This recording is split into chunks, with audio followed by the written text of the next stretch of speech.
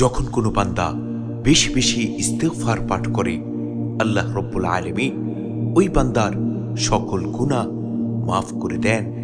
সুবহানাল্লাহ, সুবহানাল্লাহি ওয়া বিহামদিহি, সুবহানাল্লাহিল আযীম। যে ব্যক্তি বেশি বেশি ইস্তেগফার পাঠ করবে, আস্তাগফিরুল্লাহ আস্তাগফিরুল্লাহ পাঠ করবে, আল্লাহ তাবারক ওয়া তাআলা ওই ব্যক্তিকে সকল প্রকার বিপদ আপদ বালা মুসিবত থেকে হেফাজত করবেন। সুবহানাল্লাহ, সুবহানাল্লাহি ওয়া বিহামদিহি, সুবহানাল্লাহিল আযীম। ওই ব্যক্তির রিজিককে আল্লাহ রব্বুল আলামিন প্রশস্ত করে দেন, রিজিক বৃদ্ধি করে দেন। যে ব্যক্তি বেশি বেশি ইস্তেগফার পাঠ করে, সুবহানাল্লাহ, সুবহানাল্লাহি ওয়া বিহামদিহি, সুবহানাল্লাহিল আযীম।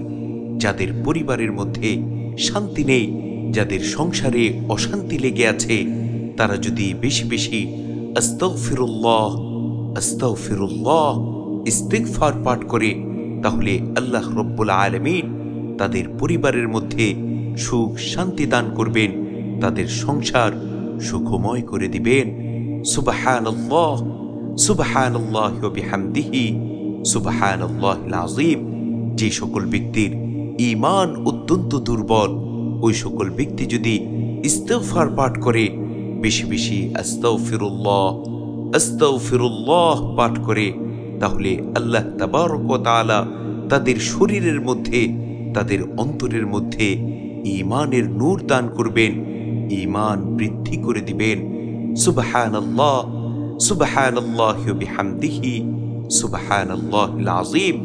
যারা আল্লাহর সন্তুষ্টি চায়, আল্লাহ রব্বুল আলামিনের নৈকট্য হাসিল করতে চায়, তারা যদি বেশি বেশি আস্তাগফিরুল্লাহ রাব্বি মিন কুল্লি যামবি ওয়া আতুবু ইলাইহি লা হাওলা ওয়ালা কুওয়াতা ইল্লা বিল্লাহিল আলিয়্যিল আযীম এই ইস্তিগফার পাঠ করে, তাহলে আল্লাহ রব্বুল আলামিন তাদের উপর সন্তুষ্ট হয়ে যাবেন, মহান মালিকের নৈকট্য তারা অর্জন করতে পারবে।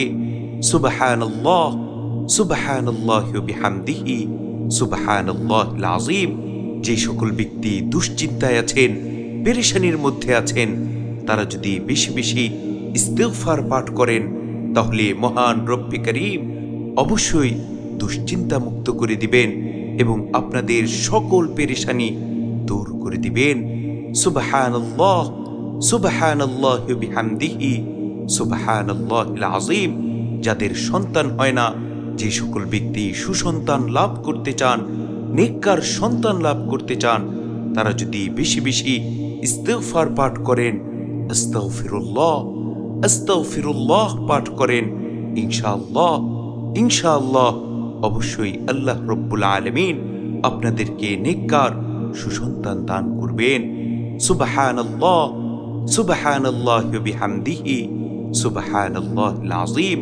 শুধু তাই নয়, যে সকল ব্যক্তি বেশি বেশি ইস্তিগফার পাঠ করবে, আল্লাহ রব্বুল আলামিন কাল কিয়ামতের কঠিন দিবসে ওই ব্যক্তিকে গুনাহ মুক্ত রাখবেন এবং তাকে জান্নাতে প্রবেশ করিয়ে দিবেন।